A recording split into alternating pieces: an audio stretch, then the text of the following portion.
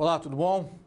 Meu nome é João Henrique Scaff, sou advogado, mestre em Direito Negocial e sou o professor aqui responsável pela nossa disciplina de Direito Empresarial. Não é? Na aula de hoje nós vamos estudar os títulos de créditos. E antes disso, queria só agradecer também a professora Janaína, que em razão de um problema pessoal meu não consegui comparecer na nossa primeira aula, ela fez uma gentileza de me substituir e agora eu vou dar aí a segunda, a terceira e a nossa quarta aula, ok? Bom, gente, vamos aqui, eu vou chamar primeiro o slide para mostrar aqui o nosso Skype, né? Então, fique aí já para os tutores aí que necessitarem anotarem. E vamos aqui já dar início à nossa aula, não é? Bom, vamos fazer uma pequena revisão do que nós vimos na nossa aula anterior. Né? A professora Janaína, juntamente com vocês, estudou aqui o direito empresarial e a sua história. Né? Estudou também as fontes do direito empresarial. Analisou a atividade empresarial, né? Analisou, entre outros aspectos, a capacidade civil e a responsabilidade civil, né, que é de suma importância, né, a responsabilidade civil e seus pressupostos, não é verdade? É importante nós saber distinguir as pessoas que podem exercer os atos da vida civil, tá? Que está ali compreendido no nosso ordenamento, né, como a capacidade civil, e a capacidade civil está prevista no artigo 3º e 4º, né, do Código Civil Brasileiro. Né? Os elementos da responsabilidade civil é de suma importância para vocês, porque é através deles que você vai conseguir mensurar uma possível indenização de um determinado ato cometido por vocês no exercício da sua vida profissional, né? E aí você vai analisar se aquele ato constitui um ato ilícito ou não, ok? Bom, eu já vou chamar aqui o nosso primeiro vídeo para abrir a nossa aula e aí eu retorno para dar prosseguimento aí aos trabalhos, ok?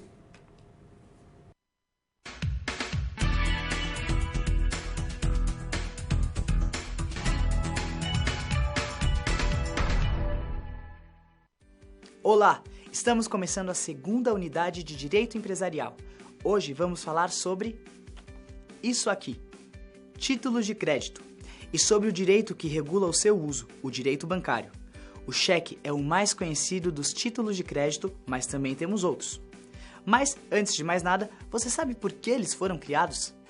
Imagina que você está vendendo alguma coisa e recebe em pagamento esse papel. Muito bem. Supõe-se que agora esse papel carrega um valor que não vai ser pago agora, mas a dívida está anotada, ou seja, uma operação de crédito. O comprador fala para você entregar para outra pessoa que vai te dar o dinheiro. Negócio feito. No dia seguinte você vai até a tal pessoa e, surpresa, ela não tem nenhum registro ou nem mesmo existe. Então, cadê o valor que estava anotado aqui? Pois é, esse papel não vale nada, mas esse vale. Por quê? Parece óbvio, né?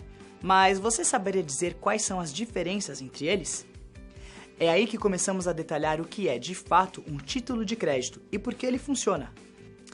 Para esse papel aqui, existe um sistema institucional inteiro de garantia, legitimação e fiscalização, e o valor do crédito fica nas mãos de entidades oficialmente autorizadas, os bancos.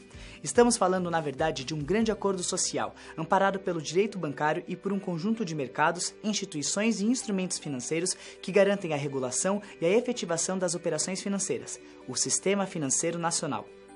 Pois bem, tudo isso é o que faz um verdadeiro título de crédito. Esse assunto é parte fundamental do direito empresarial. Nós vamos ver claramente como as questões do direito bancário influenciam o nosso cotidiano e estimulam a vida empresarial. O crédito é um fator essencial para o crescimento das atividades produtivas. Daí a importância dos títulos de crédito. Além do cheque, vamos conhecer a letra de câmbio, a nota promissória, a duplicata e a cédula de crédito bancário. Nessa unidade, vamos falar sobre os princípios comuns a todos os títulos e também sobre as peculiaridades de cada um, como devem ser apresentados, quando são usados no cotidiano empresarial e algumas leis regulatórias. Ah, e outra coisa, é importantíssimo entender também o que é o endosso e o aval. Essas são ações bem comuns que ampliam as funções dos títulos de crédito. Vamos entender os reflexos dessas responsabilidades para a vida civil. E se no fim das contas o valor que está escrito no título não for pago? Também vamos falar sobre o ato de protesto, que é a apresentação pública do título ao devedor. Entender quando ele deve ser aplicado é fundamental para sabermos como reaver uma dívida ou como selar um compromisso de crédito. Todas essas são questões do direito bancário e basta você reparar nas notícias de jornais para ver como ele está presente no nosso dia a dia. Pesquise, por exemplo, sobre o nível de inadimplência de empresas e como as dívidas de título são negociadas. Ou procure saber sobre as diferenças entre as regras de sigilo bancário brasileiras e suíças. É preciso ter muito critério e experiência para lidar com essas questões. Você vai ter a oportunidade de praticar com a SGA dessa unidade. Nela, nós vamos acompanhar uma situação em que um personagem, o seu João, decide abrir um pet shop e se depara com circunstâncias que ele só consegue resolver conhecendo a legislação do direito bancário. As SPs dessa unidade são situações que acontecem para valer. Seu João vai passar por dificuldades envolvendo a necessidade de um avalista, uma devolução de um cheque endossado, uma ação de protesto contra ele e uma suspeita de descumprimento de sigilo bancário por parte de seu banco. Eu vou ficando por aqui. Agora é com você. Acesse o livro didático, as videoaulas e também o material complementar que você encontra no seu ambiente virtual. E não esquece das pré-aulas de cada sessão e também das pós-aulas. É a sua oportunidade de desenvolver seu senso crítico e de tornar-se um excelente profissional. Bons estudos e até a próxima!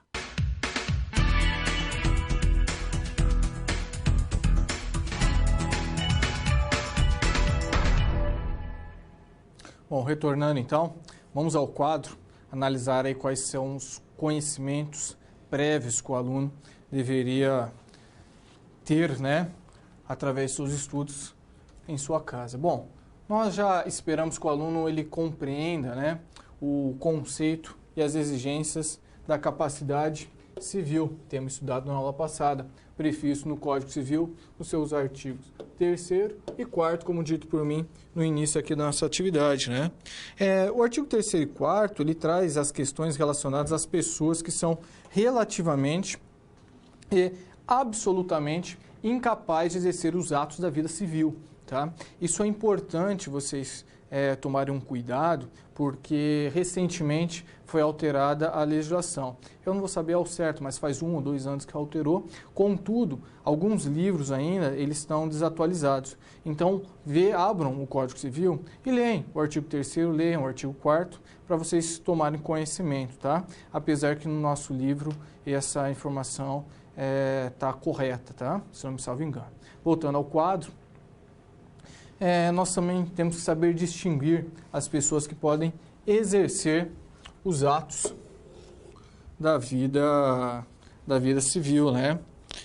O que é isso? Isso é compreendido, né, dentro da capacidade civil que está aqui, né, no artigo 3º e no artigo 4º, né?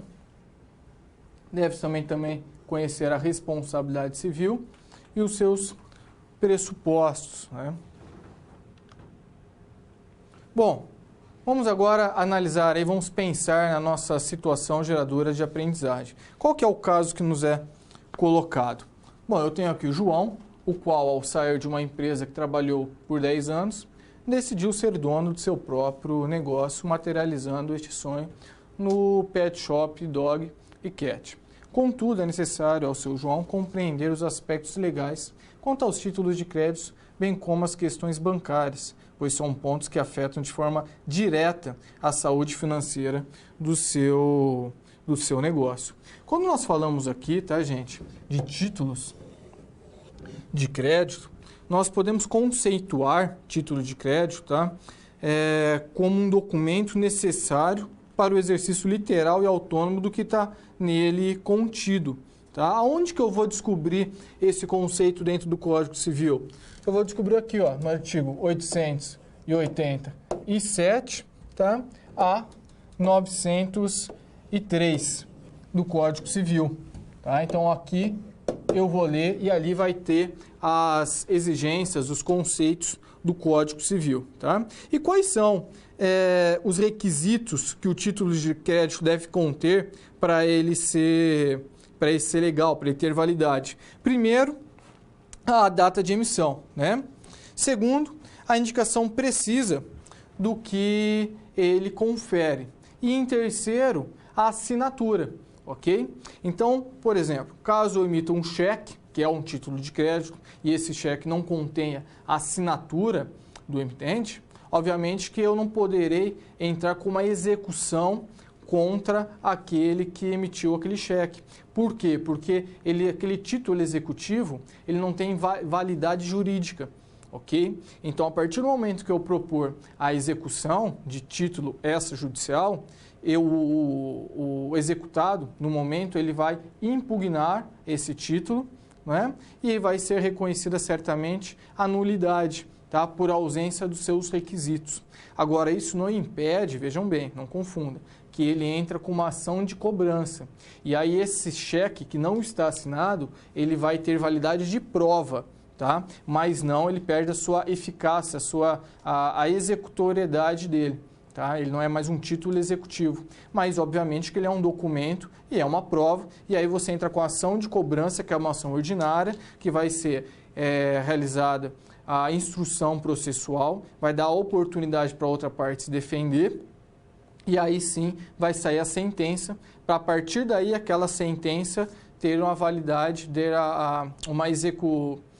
se tornar um título executivo judicial no intuito de você executar o devedor. Ok? Ficou claro bem por aí? E qual seria a diferença? Vamos um pouquinho mais a fundo. Qual que seria a diferença entre eu entrar com uma execução e entrar com uma ação de cobrança? A diferença é que na execução eu não posso discutir o mérito, tá? O que seria um mérito?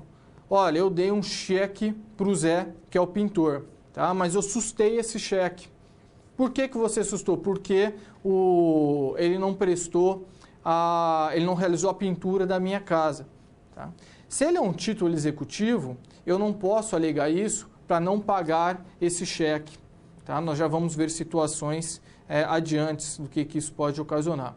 Agora, na ação de cobrança, eu posso. Tá? Eu posso alegar e falar, olha, o serviço não foi prestado, ou alegar algum tipo de vício na prestação do serviço para descaracterizar ou para tirar a responsabilidade minha de ter que arcar com aquele valor que está previsto naquele cheque. Vocês entenderam?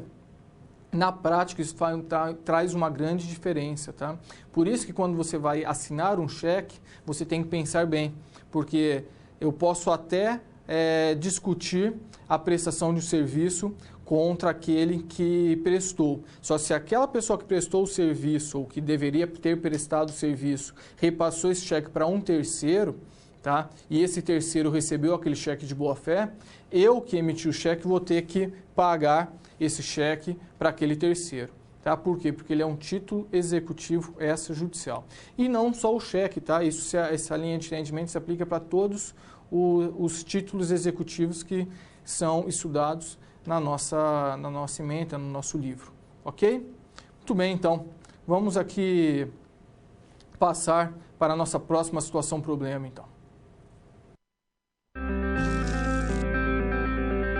Olá! Você já pensou no dia a dia da carreira que você escolheu seguir? Bom, para ter uma ideia dos desafios da sua área, agora você vai procurar soluções para situações problema. Para prosseguir, primeiro é necessário ter estudado e finalizado a sua pré-aula, já que é nela que você encontra os conceitos e as teorias da disciplina. Feito isso, você vai conhecer a sua primeira SP e vai identificar onde a situação se passa, quais agentes estão envolvidos e quais são os recursos disponíveis. Com essas informações, você vai problematizar o contexto apresentado para então solucionar o desafio. Preparado para começar a SP1? Então boa sorte e até mais!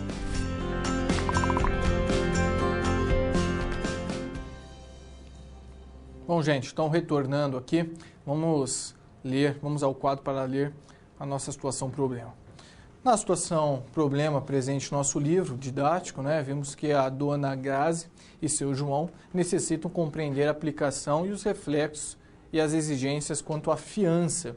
Então, nós vamos estudar aqui o Instituto da Fiança, a fim de resolverem a questão levantada pela imobiliária, negócio justo. o que permitirá ao seu João continuar exercendo a sua atividade empresarial no mesmo endereço.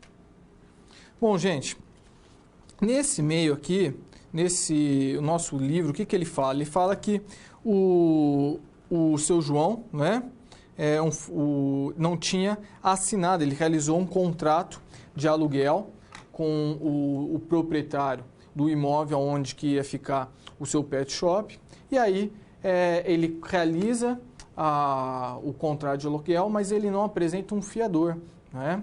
E aí vai um mototáxi até ele e fala, está ausente a assinatura do fiador.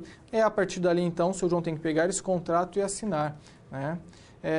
Com base nisso, nós vamos estudar se realmente a assinatura desse fiador é necessária para a pactuação desse contrato de aluguel ou não, ok? Muito bem, vamos continuar, então, aqui a aula. Bom, primeiro vamos ver aqui o conceito, né, de fiança, né? A fiança, ele é um instituto de direito civil de natureza contratual, tá? E conceitua-se como uma garantia pessoal prestada por determinada pessoa, pelo qual esta garante o pagamento ao credor por obrigação não paga pelo devedor principal, tá? Então podemos dizer aqui que a fiança é uma garantia fidejussória, tá? Ou seja, ela é prestada por uma pessoa, por isso que é uma garantia pessoal, tá? Prestada por uma pessoa e em razão de uma obrigação assumida por um terceiro. Caso, obviamente, a obrigação principal, né, o devedor principal não cumpra com a sua obrigação, o fiador será acionado e ele deverá arcar com aquela obrigação do qual ele anuiu, do qual ele garantiu o cumprimento, ok? Muito bem, voltando ao quadro, então, vamos ver a questão do aval, né? Quanto ao aval, né, ele consiste em uma garantia dada por um terceiro a um título de crédito. Vejam que em primeiro aqui eu tenho a natureza contratual, né? Aqui eu tenho um título de crédito.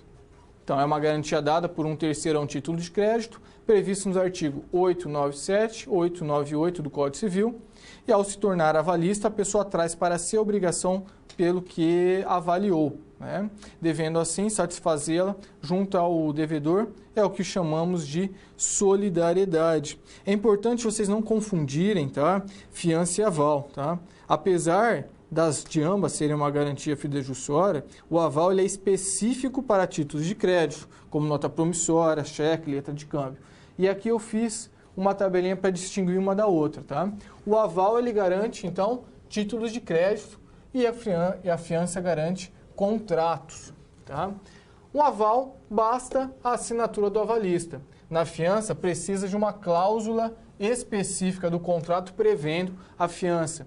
O aval, a responsabilidade é solidária.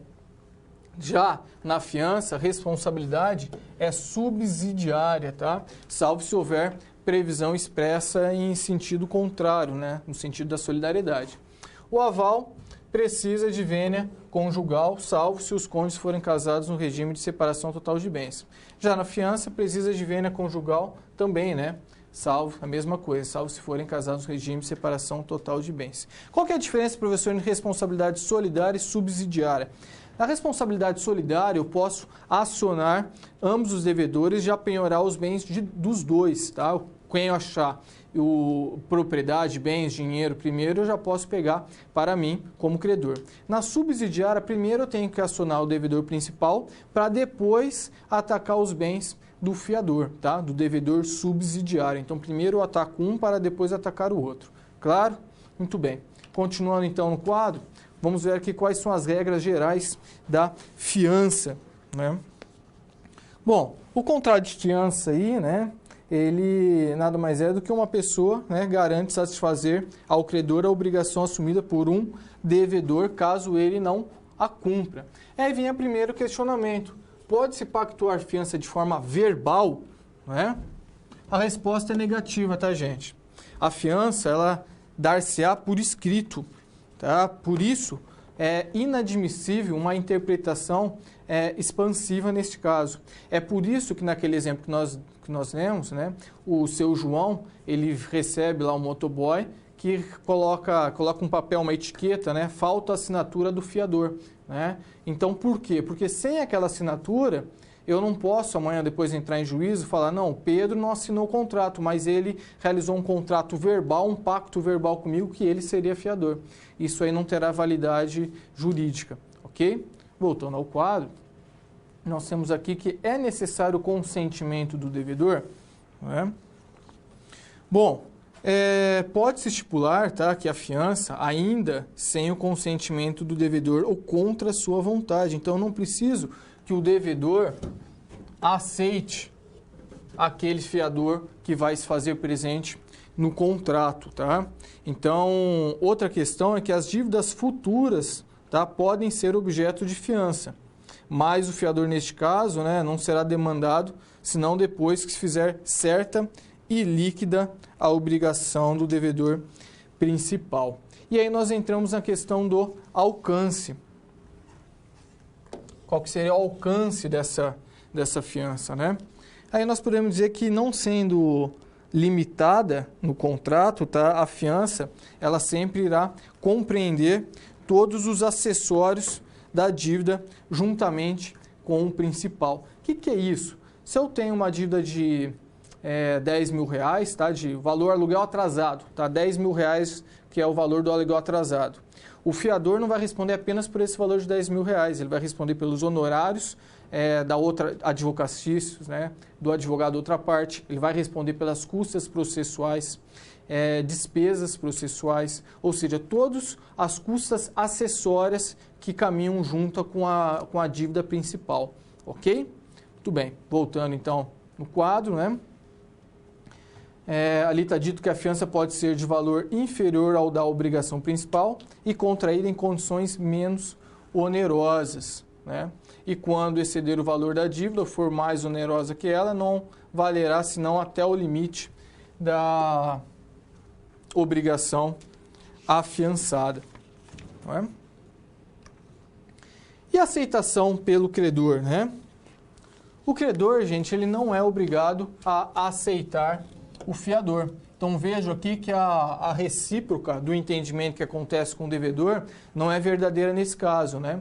O devedor, ele não é obrigado a aceitar o fiador que é escolhido pelo credor, mas o credor não é obrigado a aceitar o fiador escolhido pelo devedor, tá? Caso ele não for, né, pessoa idônea, não for domiciliada no mesmo município onde tenha de prestar a fiança ou não possua bens suficientes para cumprir a obrigação. Gente, é um entendimento lógico, tá? Se a pessoa, eu tenho o meu devedor, o devedor apresenta para mim um fiador, mas o fiador ele tem a funcionalidade, a função do fiador é garantir a dívida. E se eu vejo que ele não tem bens suficientes, capacidade econômica para saldar aquela dívida do qual ele está garantindo, eu não sou obrigado em aceitá-lo. Concordo?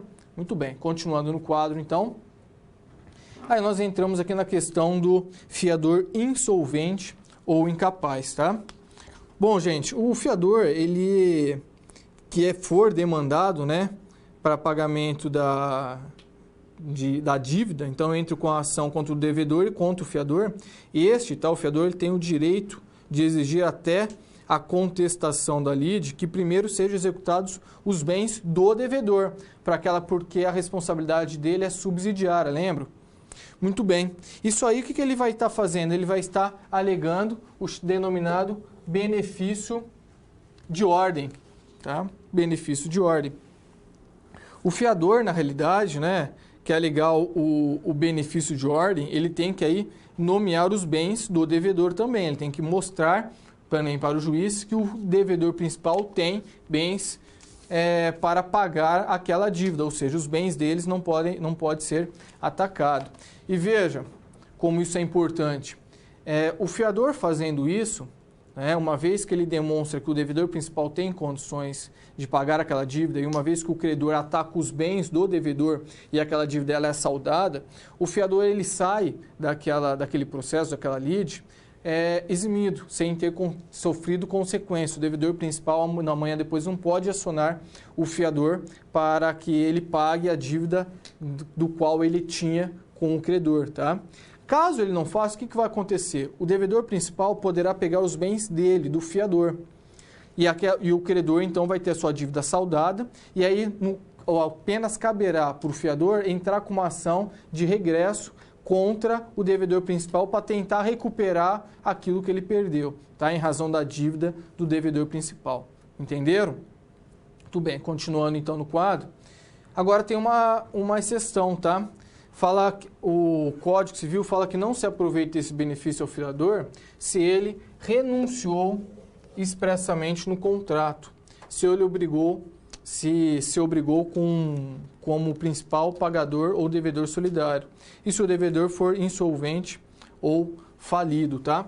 Essa primeira hipótese aqui, ela é muito utilizada no contrato de aluguel, tá? Então, praticamente todos os contratos de aluguéis trazem essa renúncia expressa desse benefício de ordem, a fim de possibilitar que o proprietário ajuize a demanda contra ambos, tá? Então, quando ele vai entrar com a ação, com a execução, ele já executa os dois e aí ele tira essa possibilidade de defesa do fiador, ok? Muitas vezes o credor nesses contratos já sabe quais são os bens que tanto o devedor quanto o fiador possui, porque normalmente eles exigem essa apresentação, muitas vezes a declaração de imposto de renda ou certidões, né, para comprovar exatamente aquilo que nós vimos, a capacidade financeira do fiador, e aí ele já executa diretamente esses bens com o intuito de saldar o seu crédito, correto? Muito bem, continuando no quadro então.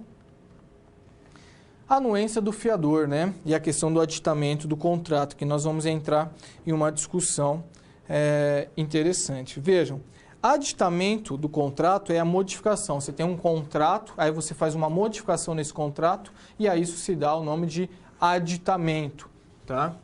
Bom, é diferente de prorrogação, então são dois termos distintos, tá? O enunciado 214 do Superior Tribunal de Justiça, ele fala que o fiador na locação não responde por obrigações resultantes de aditamento do qual ele não anuiu.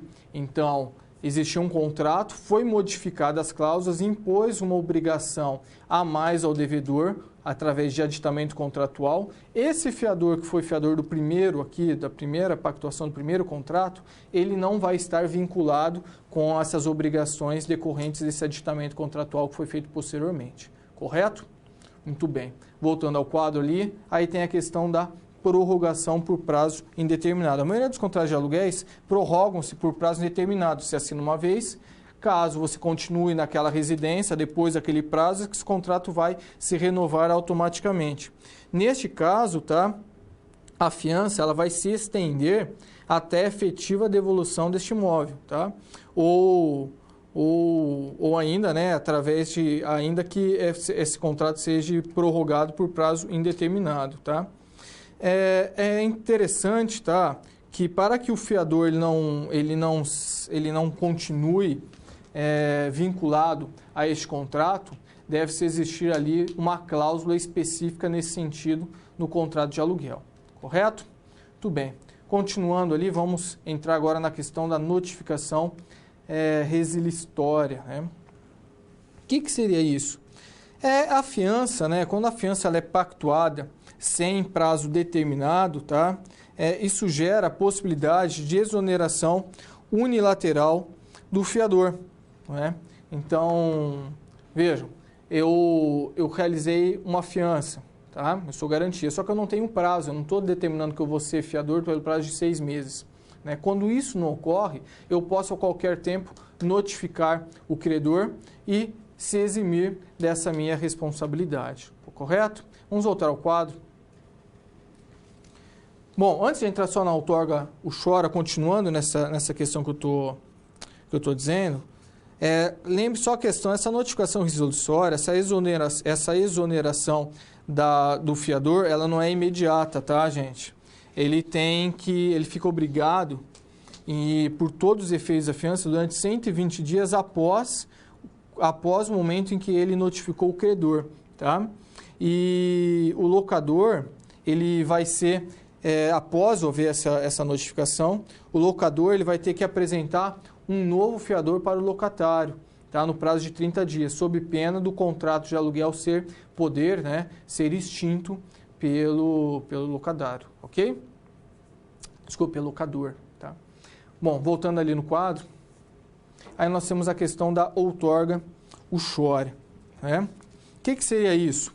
É que para impedir a dilapidação do patrimônio de um casal por um dos cônjuges, a fiança prestada sem anuência do cônjuge, tá? Ela é nula, tá? Ela é ineficaz, ela não tem validade jurídica, tá?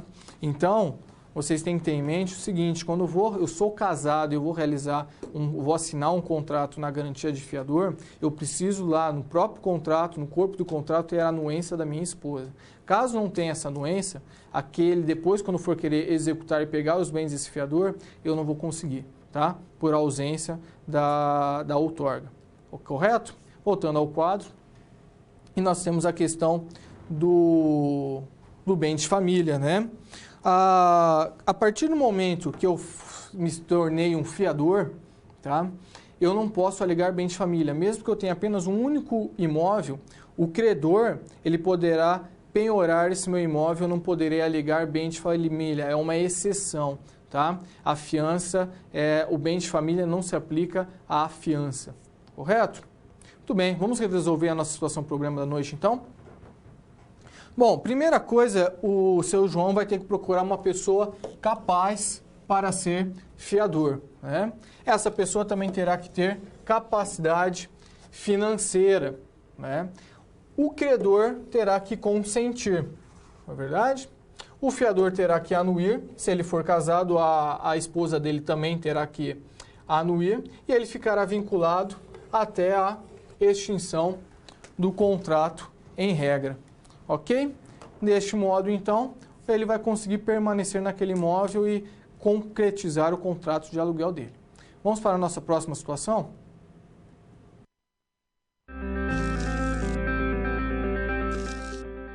E aí, conseguiu encontrar uma solução satisfatória para a SP1? Como você pôde notar, o desafio apresentado tem como base situações comuns da realidade de mercado. Eles são elaborados a partir de informações de empresas, experiência dos professores e acontecimentos do cotidiano. Isso significa que antes mesmo de você se formar, além de todo o conhecimento teórico, você já está em contato com a realidade do seu futuro profissional. E caso surja alguma dúvida, acesse o fórum e envie a sua pergunta, ok? Confere agora a SP2.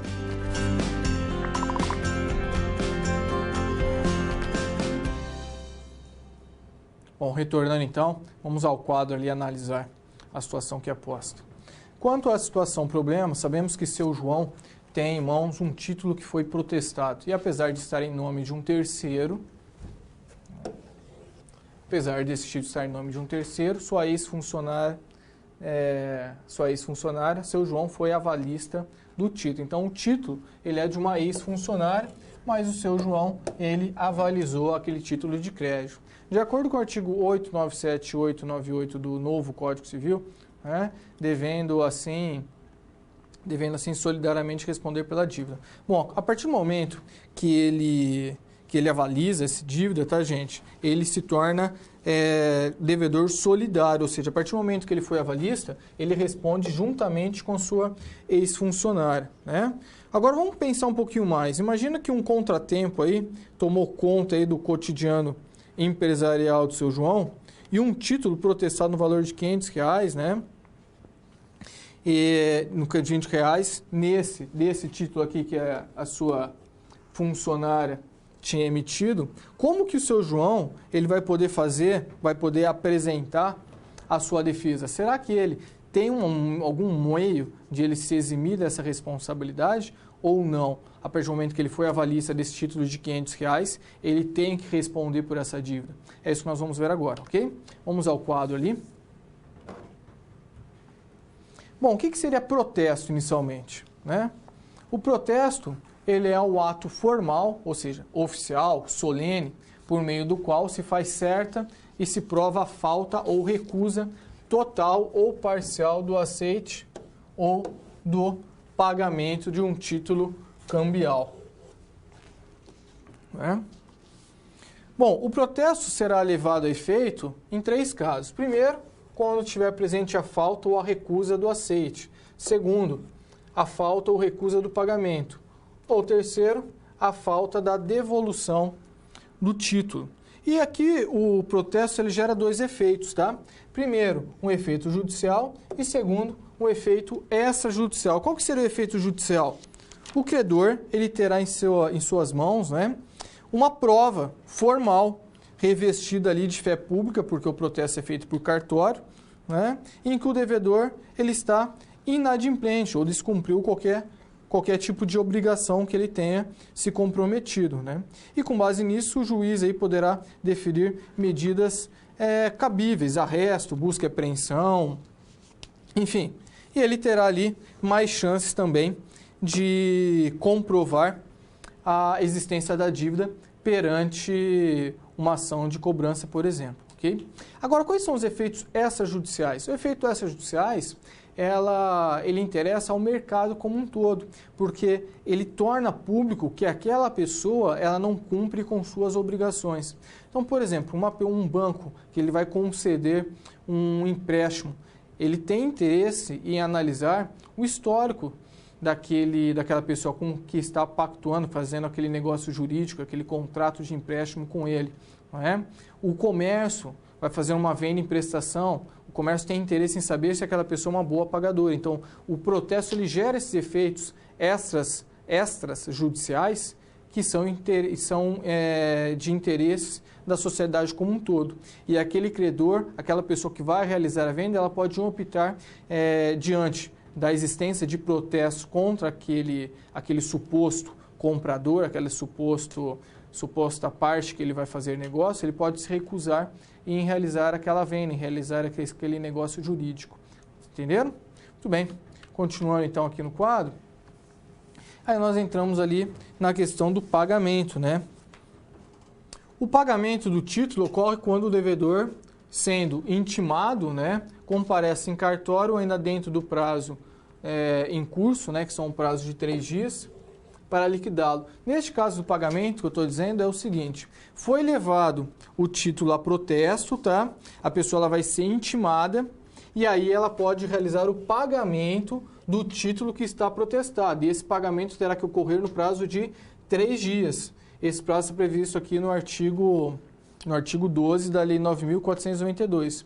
O protesto será registrado dentro de 3 dias úteis, tá? Cuidado. 3 dias úteis contados da data da protocolização do título ou do documento de dívida. Isso visa o quê? Isso visa o princípio da celeridade e da formalidade reduzida que ensejam aí esse prazo célere. Tá? Uma vez ele pagando esse título dentro do prazo de 3 dias, não é realizado o protesto. Tá? Caso ele não pague, aí o protesto é realizado no cartório. Correto?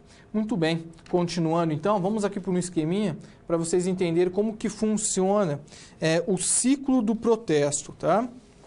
Bom, o protesto, gente, ele está sujeito ao princípio aí da instância que nós falamos, o que significa aí dizer que não há protesto sem pedido. Eu tenho que requerer o protesto de um título perante um cartório. Então, esse requerimento ele deve ser, primeiramente, escrito, tá? E ele vai ser apresentado aí perante o cartorário, que vai fazer uma análise, um exame desse título. E qual que seria esse exame? Esse exame de admissibilidade, ele vai verificar se aquele protesto ali, ele preenche alguns requisitos, tá? Quais são esses requisitos? Se o apresentante forneceu, por exemplo, o endereço da pessoa intimada, se no momento do pedido, se ele apresentou o RG, o CPF, se o título ou documento apresentado, né, contém os requisitos exigidos pela legislação. Né? Ele vai analisar também a questão da localidade, se o título está sendo apresentado na localidade certa para ser protestado, entre outras questões. Tá? Não cabe ao cartorário analisar a questão de decadência ou prescrição. Tá? Uma vez ele entendendo que esse título não preenche esses requisitos, ele vai colocar aqui no caso aqui, um título irregular, ele vai determinar o retorno desse título ao apresentante para o cumprimento das exigências. Por exemplo, às vezes a pessoa ela não apresentou o RG ou o CPF daquela pessoa que será protestada, às vezes não faltou o endereço, então ele pede para retornar e nesses casos tem como essas informações serem sanadas, volta para o cartorário e ele continua o protesto. Caso essas informações não consigam ser sanadas, por exemplo, um título que está sem assinatura, ele não realiza o protesto. Agora, voltando no quadro, caso haja o preenchimento, o título é válido e foi preenchido todos os requisitos, né? Vai ser determinada a intimação. Então, vem aqui, título válido, é determinado a intimação daquela pessoa que será protestada. E vai ser realizada, então, a intimação pessoal dessa pessoa. Em último caso, pode ser realizado também a intimação por edital, tá? Bom, neste caso, então, realizando a intimação pessoal, o que poderá ocorrer? O protesto em si, né? Tem casos em que a própria pessoa que leva o título a protesto, ele desiste de protestar, ele retira. Em último caso, então, o título que está protestado, ele pode ser retirado através de uma medida judicial, tá? Então esse seria o ciclo resumido do protesto. Bom, aí nós que entramos na questão do aval, né? O aval, na realidade, né, o avalista, ele não faz jus ao benefício de ordem. Então tudo aquilo que nós falamos da fiança, o avalista ele não faz jus àquele benefício. A responsabilidade do avalista é sempre solidária, podendo ser o avalista acionado juntamente com o avalizado. E aí nós falamos, o protesto, nesse caso, né, ele é necessário, né? Aí vai depender, tá? Tem dois casos. Primeiro, ele seria indispensável, tá? Se o credor deseja executar os denominados co-obrigados, tá? Então, neste caso, eu vou ter que protestar esse título. Caso ele seria facultativo contra o devedor principal e o seu avalista. Então, não necessariamente eu teria que realizar o protesto desse título para executar, porque o avalista ele responde sempre, tá?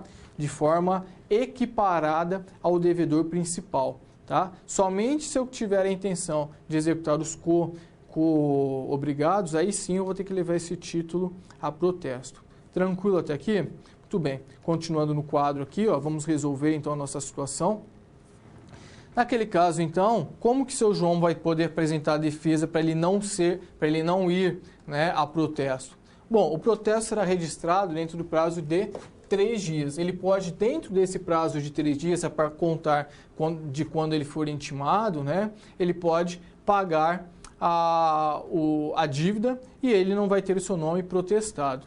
Agora veja, se ele pagar, ele vai perder esse dinheiro, não tem como ele recuperar? Não, cabe a ele uma ação de regresso, tá? Ao seu João, contra a funcionária, a pessoa que emitiu o título, né? O avalista que paga a dívida, ele subroga-se nos direitos do credor, sendo assim plenamente cabível a condenação do emitente da nota provissória locatária, né, ao pagamento do montante despendido pelo avalista para satisfazer o crédito incorporado no título, tá? Isso aí é uma jurisprudência.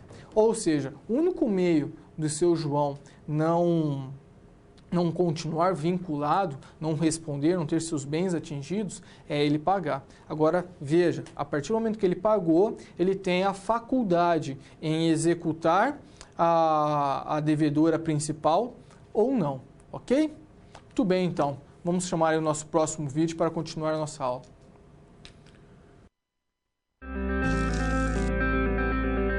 Bom, 2 SPs já foram finalizadas. Como você acha que está se saindo?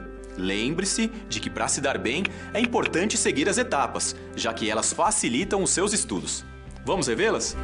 Primeiro é necessário estudar a pré-aula para conhecer a teoria e os conceitos da disciplina.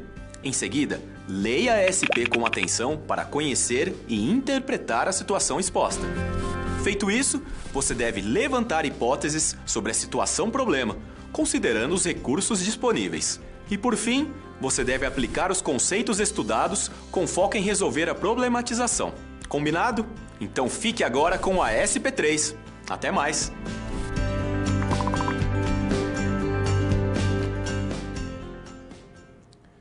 Muito bem, retornando agora, vamos ali para o quadro, analisar a situação, né? João, ao chegar ao banco Din Money, que nome lindo, dirige-se ao caixa como de rotina e ao finalizar os pagamentos, Ricardo, caixa e cliente seu João, informa que há um cheque que foi devolvido em sua conta e já reapresentado, não tendo o emitente provisão de fundos para o pagamento, ou seja, cheque sem fundo. Ao pegar o cheque em mãos, no valor de R$700, verifica que foi um cheque pego em pagamento de seu Manuel, mas sendo o emitente Dona Suzana. Então vejam bem, quem que era o devedor do seu João? João é o credor, Manuel é o seu devedor, tá? Mas Manuel pagou a sua dívida com um cheque que foi emitido pela Dona Suzana e esse cheque retornou sem fundos. Tá? Quais as medidas cabíveis para o recebimento desse valor? E é isso que nós vamos ver agora, não é? Porque nós vamos estudar a questão do cheque, né? Será que o cheque ele é um título executivo? Quais são as características, suas peculiaridades? Vamos ao quadro ali a ver agora. Bom, o cheque, primeira informação, e guardem isso no fundo do coração de vocês, hein? O cheque é uma ordem de pagamento à vista, emitida contra um banco em razão de fundos que a pessoa emitente tem naquela instituição financeira. Decorem isso, tá? Decorem isso. Isso significa o quê? Que é um título de modelo vinculado também, tá? Uma vez que o cheque é aquele documento emitido por um banco em talonário específico com uma numeração própria, ou seja, ele tem que seguir os padrões determinados pelo Banco Central. Não é qualquer papel que pode ser denominado cheque. Agora, quando eu falo que é um título de pagamento à vista, o que isso significa? Que é a mesma coisa quando eu dou um cheque para alguém, quando eu emito um cheque para alguém, é a mesma coisa como se eu estivesse dando um dinheiro para essa pessoa, tá? Então, o cheque, ele representa dinheiro, ele é um título de pagamento à vista, tá? Tenham isso em mente que vocês já vão ver qual que é as consequências legais disso. Vamos ao quadro ver os requisitos. Os requisitos do cheque são: primeiro, ele tem que conter a denominação cheque, inscrita no contexto do título, né? E expressa em língua em que este é redigido. Então, se o cheque ele é de um banco americano, ele vai estar escrito em americano. Se ele é de um banco brasileiro, ele vai estar escrito em língua portuguesa, né? A ordem é incondicional de pagar a quantia determinada, né? O nome do banco ou da instituição financeira que deve pagar. A indicação do lugar de pagamento, indicação da data e do lugar de emissão. E, obviamente, a questão já batida por nós, a assinatura do emitente, sacador ou de seu mandatário com poderes especiais, não é? Bom, aqui temos algumas denominações quando nós falamos de cheque. Nós temos o sacador, o sacado e o tomador, não é? Então, quando a pessoa ela emite o cheque, né? Ela tem aqui o correntista, que é o sacador, né? Ele encaminha, ele emite o cheque para o credor dele, que é denominado tomador, né? E a instituição, o credor, ele vai à instituição financeira, que é o sacado, no intuito de receber o dinheiro que está contido no cheque. Claro? Muito bem. O local de emissão, gente, o local de emissão, ele deve corresponder exatamente ao local em que o emitente se encontra no momento que ele preenche o cheque, tá? Contudo, aí as pessoas elas costumam aí preencher o local de sua agência bancária. Nesse caso aí, prevalece o que está escrito, ou seja, o cheque considera-se emitido no local indicado no título, tá?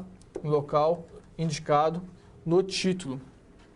Então, veja, por que isso é importante? O local de emissão ele vai ter relevância, inclusive, na questão de crimes, por exemplo, de estelionato, tá? No caso de você fazer um boletim de ocorrência e onde aquela ação irá possivelmente tramitar, tá? Então, ele tem repercussões práticas isso. Muito bem. Continuando o quadro, vamos ver a questão do endosso, então. Bom, eu tenho um cheque e é usual as pessoas endossarem esse título de crédito, né? O que seria o endosso? O endosso é o ato cambiário mediante o qual o credor do título de crédito, endossante, transmite os seus direitos a outrem. Quem que seria esse outro? É o endossatário, tá? O endosso produz dois efeitos basicamente. Primeiro, ele transfere a titularidade do crédito e segundo, responsabiliza o endossante. Quem que é o responsabiliza o endossante?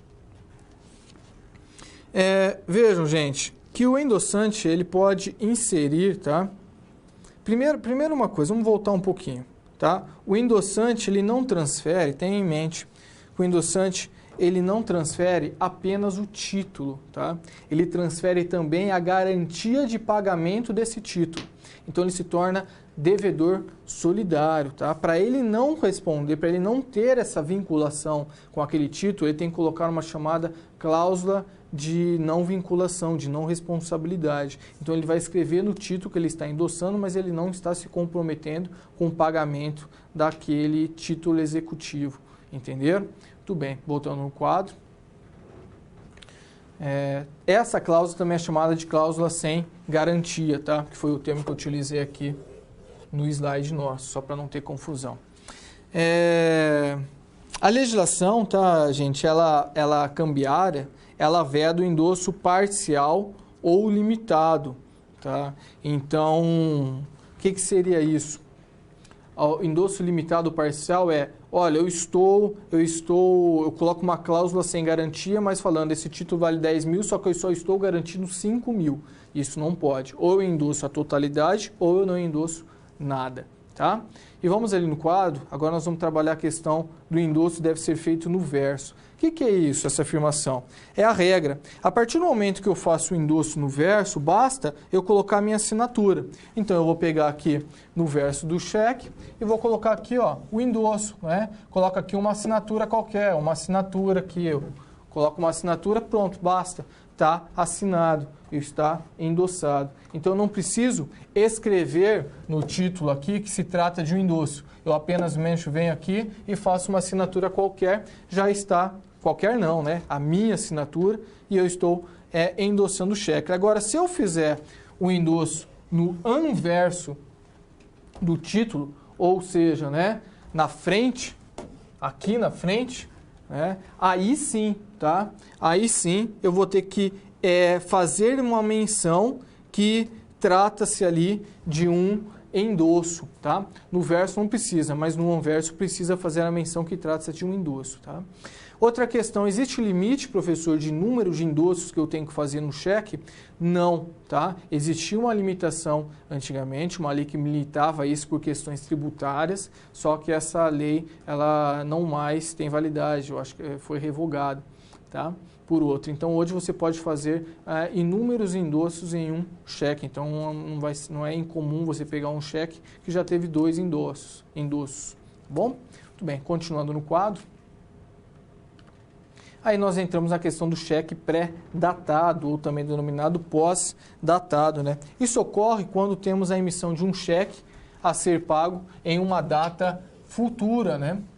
Neste caso, perderia o cheque a natureza de título de pagamento à vista? Ou seja, se eu não falei que o cheque ele é dinheiro, se ele é dinheiro, eu posso ir no banco receber a hora em que eu bem desejar, correto? Bom, gente, ele não perde, tá? A partir do momento que ele é cheque, ele sempre será uma ordem de pagamento à vista, tá? Devendo ser considerada não escrita qualquer menção em sentido contrário. Ou seja, se eu fizer qualquer menção em sentido contrário, não vai ter validade legal nenhuma. Tá? Então, dessa forma, o cheque ele sempre pode ser descontado ou devolvido conforme o emitente possua ou não conta, né, fundos, né, na sua conta. Ocorre, gente, que embora o banco não tenha responsabilidade alguma neste caso, tá, quem apresentou aquele cheque de forma extemporânea, ele é responsabilizado. Então, vejam bem, eu dei um cheque para ser pago daqui 2 meses. Né? A pessoa assumiu, nós fizemos um negócio, falou, eu não posso pagar agora esse carro, mas então posso pagar de forma um cheque pré-datado para que daqui 2 meses? Falou, não, sem problema algum.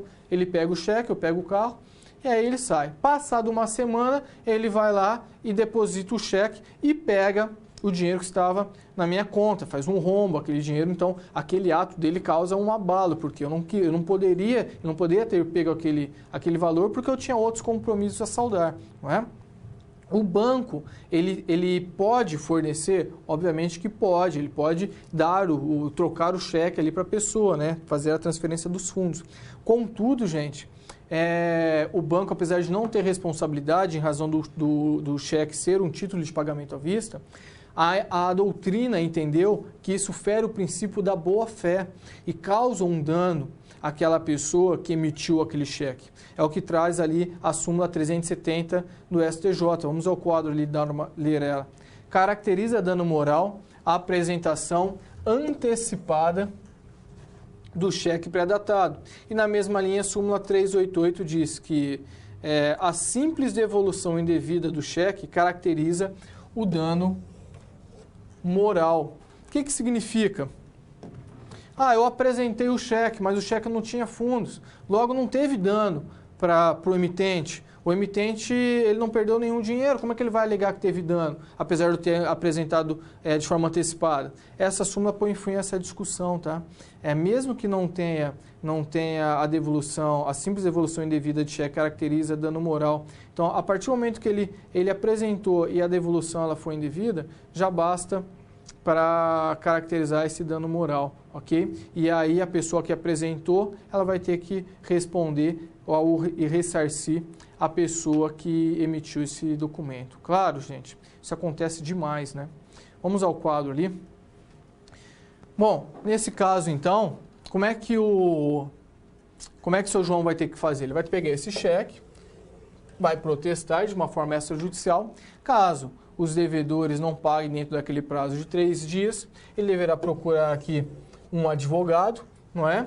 Ajuizar uma execução, né? No caso que eu coloquei o termo genérico, uma ação, em face de ambos, tanto de Manuel quanto de Suzana. Por quê? Porque a Suzana ela endossou esse cheque, então ele pode entrar com a ação em face dos dois e receber ali de quem ele conseguir pegar algum bem primeiro, né? E aí ele vai, então, receber a sua dívida. Bom, gente, eu acho que está bem tranquilo, né? Muito bem, então. Então, vamos passar aqui para a nossa próxima situação. Quando você faz uso de todo o material didático, você passa a conhecer as teorias e os conceitos da disciplina de forma mais completa.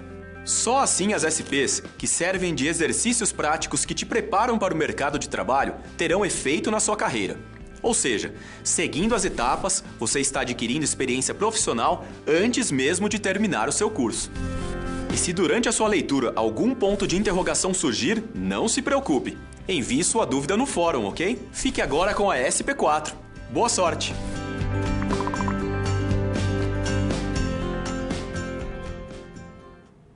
Bom, retomando então a nossa aula aqui, vamos ao quadro ali analisar a situação. Genaro, em um bate-papo no café com o seu João, disse: seu João, mal começou a lojinha e já está ganhando muito dinheiro. E é até cliente VIP, depósito gordos, né? Essa indicação deixou seu João bastante preocupado, visto que acreditava que a filha de seu Genaro trabalhava no banco e poderia ter comentado algo sobre as questões bancárias da empresa dele. Então, nós temos aqui, vamos imaginar a seguinte situação: nós temos uma gerente bancária, que começa a dizer para as outras pessoas com quem ela convive da situação financeira de determinado cliente. Ou seja, ela começa a expor as questões bancárias dos clientes do qual ela administra as contas, né? Isso é permitido? Não. Existe uma garantia legal do sigilo bancário? Obviamente que sim. E é isso que nós vamos estudar agora, tá? O sigilo bancário ele é protegido pela Constituição Federal? É a primeira pergunta que se faz, não é? A resposta é positiva. Tá? A Constituição ela não utiliza a expressão sigilo bancário de forma expressa, mas ela deixa protegido o sigilo bancário de forma implícita. Tá? E onde que está implícito? Está aqui no artigo 10º e no inciso 10º, inciso 12 do artigo 5º. Tá? São invioláveis a intimidade, a vida privada, a honra, a imagem das pessoas, assegurando o direito à indenização pelo dano material, tá? Ou pelo dano moral decorrente de sua violação. É inviolável o sigilo de correspondência das comunicações telegráficas, de dados das comunicações telefônicas, salvo, no último caso, por ordem judicial, obviamente, né? Então aqui nós temos uma exceção. Salvo por ordem judicial nas hipóteses na forma que a lei estabelecer para fins de investigação criminal e instrução processual. Então, aqui fica vinculado à esfera penal. Tá? Nós temos uma lei, aqui uma lei complementar, a lei complementar, estudem depois, deem uma lida, é a lei complementar 105 de 2001, tá? 105 de 2001. No seu parágrafo 1º, ela já estabelece que as instituições financeiras conservarão o sigilo de suas operações ativas e passivas e serviços prestados, tá? Então, gente, vamos entender o seguinte, o sigilo bancário, ele pode ser compreendido, em outras palavras, tá? Como um dever jurídico imposto às instituições financeiras, bancárias, de não informar a movimentação bancária das contas dos seus clientes. Tá? A partir do momento que houve esse vazamento, você tem aí, houve uma violação ao artigo 5º, inciso 10º e 12 da Constituição Federal, bem como a violação da Lei Complementar 105 de 2001 em seu parágrafo 1º. Isso vai gerar o quê? O direito da pessoa que teve suas informações expostas de ser ressarcida na esfera civil, tanto nos danos materiais quanto nos danos morais por ela sofrido. Claro isso? Tranquilo? Então vamos ver agora quais seriam aí, quais são as hipóteses de você ter acesso aos dados bancários. Então nós colocamos aí no quadro, né? É necessária autorização judicial? Sim, tá? Ao longo do tempo, gente, foram desenvolvidas algumas teorias sobre o fundamento jurídico do sigilo bancário. Dentre elas, né, nós podemos citar aqui a teoria do segredo profissional, cujos defensores entendem que os banqueiros têm um dever profissional de manter em segredo as informações obtidas manter em segredo as informações obtidas em relação aos seus clientes. E nós teremos ali ainda a teoria da obrigação jurídica. Essa teoria da obrigação jurídica afirma que o sigilo bancário encontra fundamento em uma norma legal. Tá? Nesse caso, gente, a gente não há que se falar em fundamento de uso e costumes consagrados, tá? Se há uma obrigação legal. Então, enquanto aqui nós estamos tratando a primeira teoria, que esse sigilo ele tem uma ligação com a profissão, né? É um fundamento, seria uma questão ética, já aqui não, nós estamos falando de uma obrigação legal, disposta em lei. Tá? No Brasil, o sigilo bancário deriva do segredo profissional e encontra também respaldo na Constituição Federal no que tange à proteção da intimidade. Tá? Assim, não é possível nós chegarmos a uma conclusão que houve aqui uma fusão de ambas as teorias. Se emprega no Brasil as duas teorias. Tá? Quanto a por que é necessário você ter uma autorização judicial para você quebrar os dados bancários de uma pessoa. Isso aqui é o que nós chamamos, tá, gente, de cláusula de reserva de jurisdição. Na realidade, trata-se aqui de um postulado de reserva de jurisdição que importa sempre em submeter à esfera da decisão de um magistrado a prática de determinados atos cuja vai importar em violação aos ditames que estão contidos, ditames, direitos fundamentais que estão inseridos na Constituição Federal. Então, para você violar esses direitos, é necessário a submissão deste ato à apreciação de um magistrado. Só então você vai poder expor esses dados a terceiros, sejam esses terceiros autoridades ou particulares. Ok? Muito bem. Continuando no quadro, então, aí vem a pergunta: a prova obtida de forma ilícita pode ser utilizada no processo criminal para fundamentar uma denúncia? Imagine a seguinte situação. Um delegado, ele realiza a quebra, ele entra numa agência bancária e impõe que o gerente informe para ele dados de um determinado suspeito. Só que ele não tem um mandado, tá? Ele não tem uma autorização judicial nesse intuito, tá? Nesse sentido. Essas provas, mesmo que configurem com base naqueles documentos, estejam configurados, tenha materialidade delitiva de um crime, né? Tenha provas do cometimento de um crime, essa prova poderá ser utilizada? Não, tá? Não poderá. Vamos ali no quadro ver uma tabela? Bom, eu vou aprofundar ainda essa questão. Por que não vai poder utilizar? Vamos continuar nessa questão aqui da prova ilícita. Qual que é a teoria que fala que essa prova não poderá ser utilizada? Tá? É a teoria do frutos da árvore envenenada, tá, gente? Ela tem uma teoria... o fundamento dela seria na Suprema Corte Americana, tá? E ela diz que a prova ilícita produzida, ou seja, a árvore, né, tem o condão de contaminar todas as provas delas decorrentes, os frutos.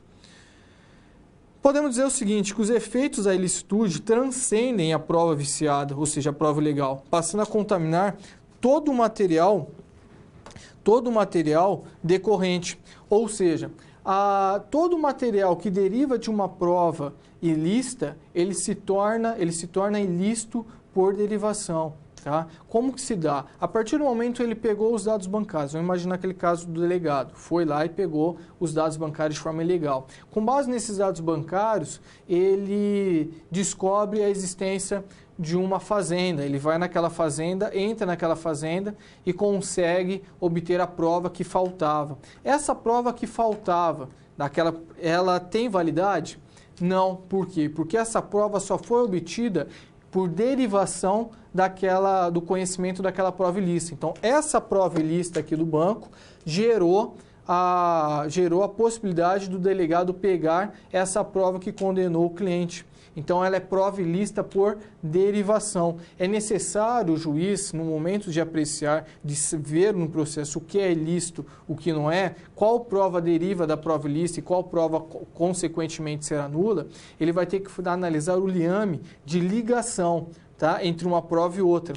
Essa prova, se eu tiver duas provas, uma ilícita, só que a outra ela não é ilícita, por quê? Porque ela foi obtida de forma independente, ou seja, ela não tem ligação direta com essa prova. Um exemplo, a pessoa foi e pegou os dados bancários de forma ilegal. Só que eu tive uma testemunha que se apresentou na delegacia de forma espontânea, acusando, né, alegando ter presenciado o crime. Tem alguma ligação entre essa prova aqui e aquela pessoa que se apresentou de forma independente? Não. Então, essa prova ilícita ela será extinta do processo, será extraída do processo, e a prova testemunhal permanecerá, porque ela é independente, ela não tem vinculação. Correto?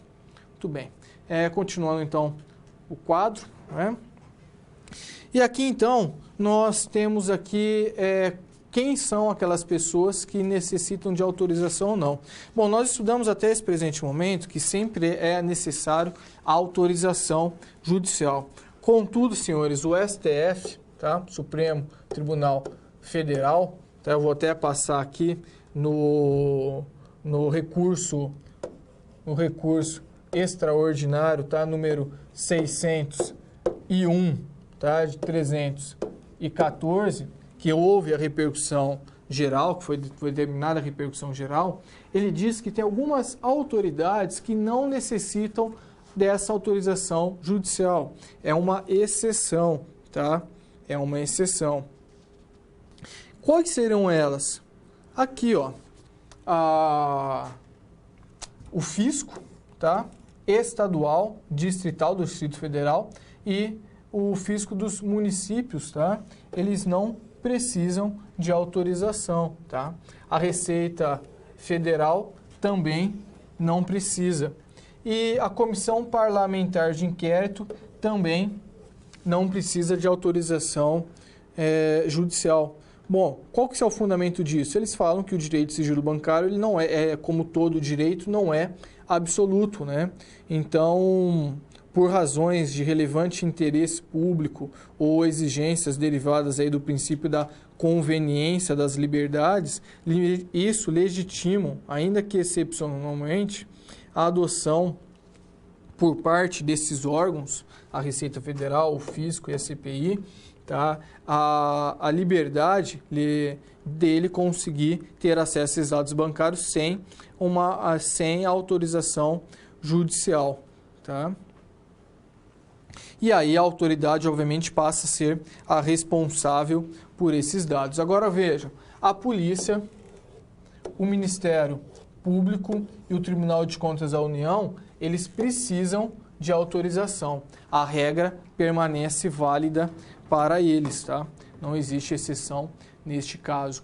Então vejam, a regra necessita de autorização judicial. Aquele quadro que eu passei para vocês é a exceção. Então a autoridade já não necessita de autorização judicial, mas ela fica comprometida em manter o sigilo daquelas informações. Caso esse sigilo vaze, ela será responsabilizada. É uma decisão que já faz, eu acho que uns 2 anos por aí, mas ela é uma decisão importante, ok? Muito bem, então. Aproveitando, antes de fazer a resolução, teve alguns tutores que me levantaram a respeito de revisão, tá? Fazer uma revisão para a prova. Normalmente, quando eu já fiz isso, eu fiz através do Facebook da minha página pessoal, que é Professor João Henrique Scaff. Eu não vou me comprometer com vocês nisso, mas caso eu consiga um tempo na minha agenda, eu posso fazer um live, né? Um ao vivo ali no Facebook com vocês, para fazer uma revisão acerca da matéria que nós estamos estudando, ok? Não é minha página pessoal, tá? É a minha página profissional, que é Professor João Henrique Scaff. Tranquilo? Mas eu não vou me comprometer ainda com vocês nisso. Bom, continuando aqui, vamos resolver a questão. Bom, a filha do seu Genaro, então, ela deverá responder aí, primeiro na esfera administrativa, né? Na esfera junto ao banco. Provavelmente esse ato dela possa gerar uma justa causa, ela ser demitida por justa causa. A segunda, na esfera civil, ela vai responder aí uma ação de danos materiais e morais, juntamente, tá, com a instituição bancária. A instituição bancária vai responder juntamente com ela e ela vai responder por ser solidária, tá? E criminal, né? Porque isso também configura responsabilidade criminal, configura, a depender do caso, crime, correto? Muito bem, gente. Então vamos para o próximo vídeo e aí nós voltamos com a parte final da nossa aula. Bom, chegamos ao final da nossa aula. E depois de concluir todas as SPs, é hora de você refletir sobre tudo o que aprendeu com os desafios. Vamos lá? Primeiro, ficou claro que o conhecimento vem ao fazer uso do material didático disponível no ambiente virtual do aluno. Isso inclui fazer a pré-aula, assistir aos vídeos, ler os textos e acessar as web-aulas. E depois de compreender os conceitos da disciplina, você aprendeu a aplicar os fundamentos aprendidos em situações similares às da realidade do mercado de trabalho. Tudo isso faz de você um aluno proativo e mais capacitado para exercer a sua profissão, o que te coloca passos à frente na hora de ter sucesso profissional. Mas não acabou. você ainda tem a sua pós-aula para acessar. Não vai esquecer, hein? Cada parte do processo é essencial para a sua aprendizagem. Respeite todas as etapas, ok? Bons estudos! Tchau!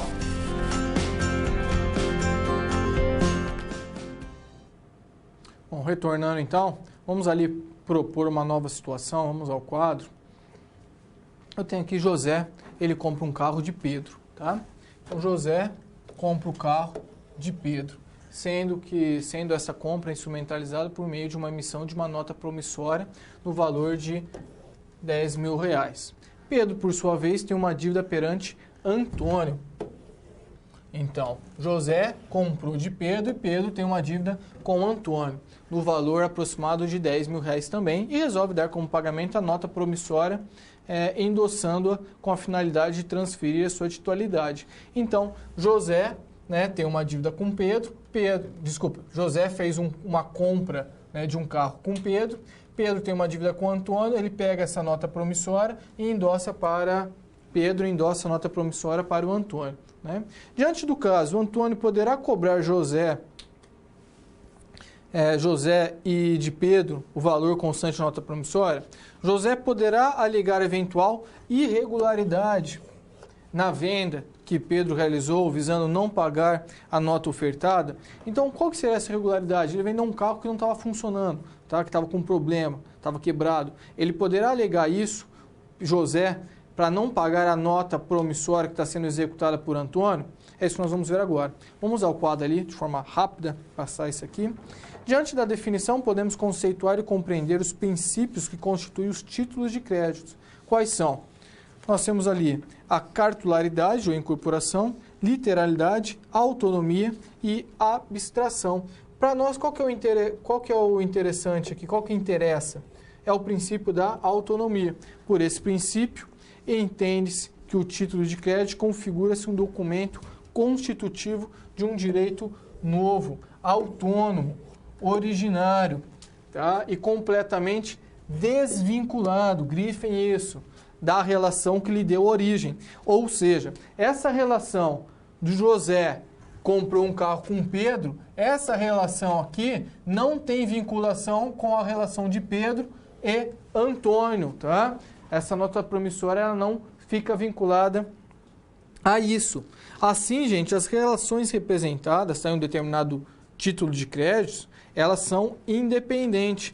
E o vício que atinge a primeira não contamina as outras, tá? Isso preserva o quê? Isso preserva a característica da negociabilidade e circulabilidade dos títulos executivos. Sem isso, não existiria segurança jurídica para você realizar a pactuação ou aceitar os títulos de crédito, ok? Ou seja, esse vício não vai interferir para obstar o pagamento, a obrigação de João ter que pagar aquela dívida, correto?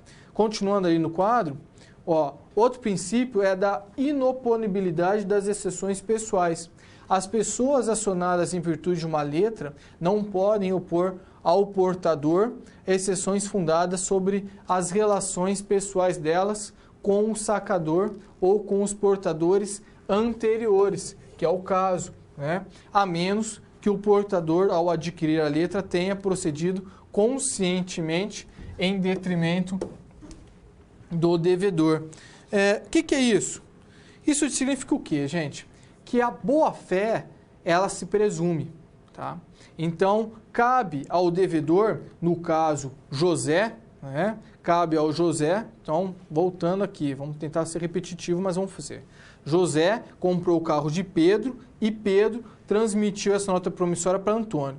Se Antônio não soubesse que Pedro vendeu um carro quebrado para João, se ele não souber disso, José vai ter que pagar, tá? Da mesma forma. Agora, se o ônus da prova cabe a José. Se José conseguir comprovar que Pedro e Antônio, eles agiram de má fé, Pedro falou, olha, eu peguei esse título de crédito aqui, só que eu vendi o carro quebrado, eu não vou conseguir receber esse valor, tá? Então, vamos fazer o seguinte, eu vou passar para você esse título de crédito e você executa ele, porque daí ele não vai ter que pagar obrigatoriamente. E aí depois eu me resolvo com ele, mas aí a gente já pegou o dinheiro. Se José conseguir comprovar isso, aí ele não paga. Por isso que é importante vocês pensarem nessas questões quando vocês vão assinar o cheque, tá? Porque às vezes você dá 4, 5, 6 cheques para uma pessoa com pagamento, essa pessoa não realiza aquele serviço, por exemplo, você contratou um serviço de marcenaria e aí você começa a pagar ele de forma antecipada, já dá todos aqueles cheques para a pessoa pega aqueles cheques, passa para terceiro e no final das contas não entrega nenhum móvel que você contratou, depois para você comprovar que aquele terceiro não está de boa fé, isso aí é praticamente impossível, tá? Então tomem cuidado, aí você vai ter que arcar com esse valor daqueles cheques que você deu, ou nota promissórias, enfim, dos títulos executivos que você ofertou, e aí depois vai ter que entrar com uma ação contra aquela pessoa que você deu, aquela pessoa que você contratou e repassou esses cheques para as outras. Ok? Muito bem. Então eu vou fazer uma pausa agora para a gente dialogar, vou selecionar algumas perguntas, volto, respondo e a gente encerra a aula, ok?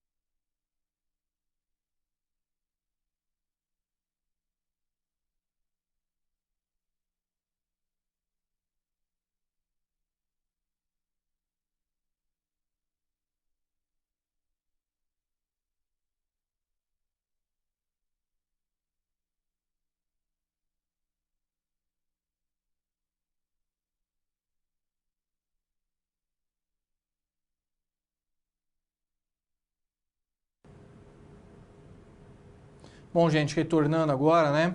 A primeira pergunta diz como fica a questão do caso de um falecimento de um avalista ou de um fiador. Bom, vamos trabalhar o fiador, tá bom? O fiador é o seguinte, caso o fiador morra, tá? A obrigação dele transmite aos herdeiros. Não significa isso, essa minha afirmação não significa que os herdeiros ficarão vinculados ao contrato, mas os herdeiros eles terão que pagar a dívida. Caso os herdeiros não paguem a dívida, os bens, tá? A herança, né, do fiador, o credor poderá pegar para saldar aquela dívida dele. Tá? Isso também não significa que a partir do momento que a pessoa morreu e o contrato ainda está em vigor, os herdeiros os herdeiros continuarão vinculados ao contrato até o final. Ele extingue-se, tá? Mas até aquele momento em que ele faleceu, por exemplo, vamos colocar que existia um contrato de aluguel do qual José era fiador e existia uma dívida de R$5.000. José morre. Tá? E o devedor principal continua devendo, então essa dívida passa depois a ser R$10.000. Qual que é o valor que tem que ser que vincula os herdeiros, né? Os bens na realidade o termo correto vincula os bens do falecido, é R$5.000, tá? Então até o momento que ele morreu era uma dívida de 5.000, fica vinculada essa dívida de R$5.000. Caso os herdeiros não paguem essa dívida, os bens deixados pelo fiador falecido e poderão ser penhorados pelo credor para pagamento daquela dívida. Agora veja, se o locatário, tá, ele morre, se é o locatário que morre, ou seja, o devedor principal que falece, aí a dívida do fiador também extingue, tá? Porque ele é o devedor principal, tá? Então a dívida do fiador também é extinta automaticamente. O desacordo comercial utilizado no banco para o não pagamento de um título produz qualquer efeito em relação a terceiros? Não estou entendendo muito bem essa pergunta. Assim, vamos colocar que pagamento de um título, né, um desacordo. Eu acho que essa questão eu acabei respondendo nesse nosso último exemplo, né? Então, eu tenho A que fez um contrato de compra e venda com B e B deu um título executivo, né? E em razão ali teve um desacordo ali, mas o B ele transmitiu esse título executivo para C, tá? Esse desacordo não atinge C, tá? O C vai poder cobrar esse título de A, salvo se A provar que há má-fé entre B e C, ok? Então tá, gente. Eu acho que a nossa aula, o tempo já está se esgotando, né? Então, eu agradeço a todos, me coloco à disposição, fiquem com Deus aí e até o nosso próximo encontro.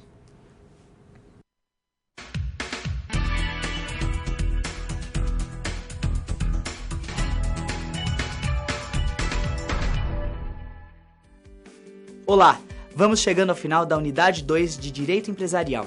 Nessa unidade, você conheceu um pouco sobre os títulos de crédito, os princípios atribuídos a eles e em que situações são usados. Viu que eles são regulamentados pelo direito bancário, que legitima também ações como o aval e o endosso. E que todas essas atividades recebem normas e fiscalização do Sistema Financeiro Nacional, sendo o Conselho Monetário Nacional o órgão máximo normatizador das atividades bancárias. Conhecendo um pouco de todo esse conjunto, tivemos a oportunidade de aplicar esse conhecimento em 4 situações problema. Vamos lembrar quais foram? Na SP1, seu João enfrenta o primeiro problema logo ao abrir seu pet shop. O contrato de locação do local não é aceito porque ele não tem fiador. Como a situação é resolvida? A resposta está no Código Civil, onde a fiança é prevista. Vimos que o fiador também assume as responsabilidades contidas no contrato de aluguel. Por isso, é muito importante saber os detalhes do direito empresarial e dos títulos de crédito. Já na SP2, para surpresa de seu João, acompanhamos um ato de protesto contra ele, um título que não foi pago por sua ex-funcionária, avalizado por ele. Pois é, para evitar uma ação de cobrança contra ele, o pagamento deve ser feito, mas vimos que ainda lhe cabe a ação de regresso. Na SP3, mais uma surpresa. Um cheque de um cliente devolvido pelo banco não havia fundos. E o cheque foi emitido por outra pessoa. Estava somente endossado pelo cliente do seu João. O que fazer? Aprendemos que a pessoa que endossa um cheque também fica responsável pelo seu pagamento. E, caso ele não pague, vimos que o cheque pode ser protestado. E, em último caso, resta a possibilidade de uma ação de cobrança.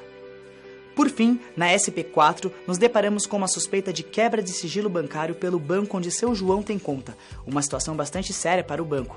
Por isso, ele considerou que seu vizinho estava apenas querendo especular como ia sua vida financeira. Mas entendemos que, havendo comprovação de que houve mesmo vazamento de informação, o banco pode sofrer sérias penalidades. Agora é sua vez. Crie outras situações que exijam um bom conhecimento sobre os assuntos que vimos. Aqui vão algumas sugestões. A lei define que o aval pode ser parcial. Muito bem, crie uma situação em que uma pessoa avaliza apenas parte do valor de uma compra e o restante é avalizado por outros.